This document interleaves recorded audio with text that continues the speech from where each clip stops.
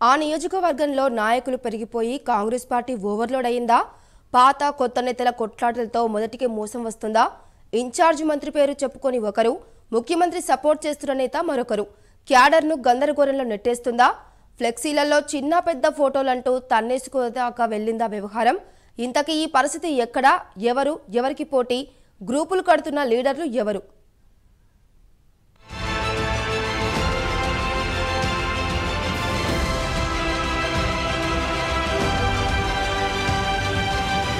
కొమరం భీం ఆసిఫాబాద్ జిల్లా సిర్పూర్ నియోజకవర్గంలో కాంగ్రెస్ పార్టీ ఎక్కువ మంది నేతలతో నిండు కుండలా ఉంది. బీఆర్ఎస్ నుంచి మాజీ ఎమ్మెల్యే కోనేరు కోనప్ప, ఎమ్మెల్సీ దండే విఠల్ హస్తంగూటికి చేరారు.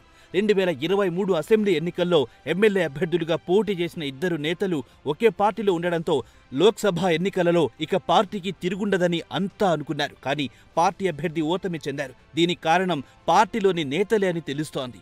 సిర్పూర్ నియోజకవర్గంలో కాంగ్రెస్లో కొత్తగా నేతలు చేరడంతో గ్రూపులు పెరగాయని ఆ పార్టీ శ్రేణులే అంటున్నాయి.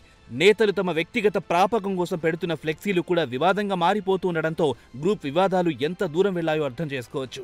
ఫ్లెక్సీల్లో ఫోటోలు లేవని ఓ వర్గం, తమకు ప్రయారిటీ లేదని ఇంకో వర్గం, తామే అంత అన్నట్టుగా వ్యవహరిస్తోన్న మరో వర్గం, ఇలా అంతర్గత కుమ్ములాటలు దేనికి దారి తీస్తుందో అని పార్టీ క్యాడర్ ఆందోళన చెందుతున్నారు.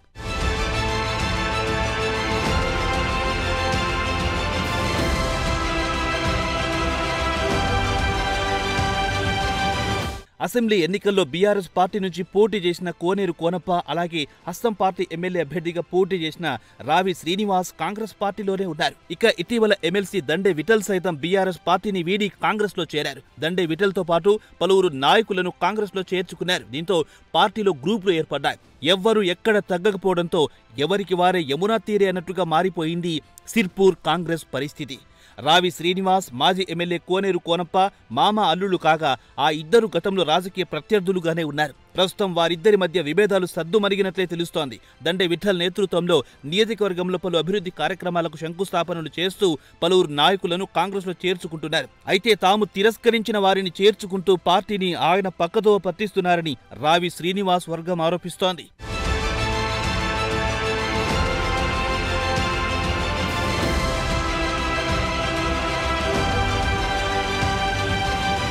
ఒకే పార్టీలో ముగ్గురు నేతలుండడంతో విభేదాలు ప్రారంభమయ్యాయి. ఒక్కరు నిర్వహించే కార్యక్రమానికి మరో నేత రాకపోవడం జరుగుతోంది. సిర్పూర్ కాంగ్రెస్ పార్టీలో నాయకులు ఓవర్లోడ్ అవ్వడమే దీనికి కారణమని రాజకీయ వర్గాల్లో చర్చ నడుస్తోంది.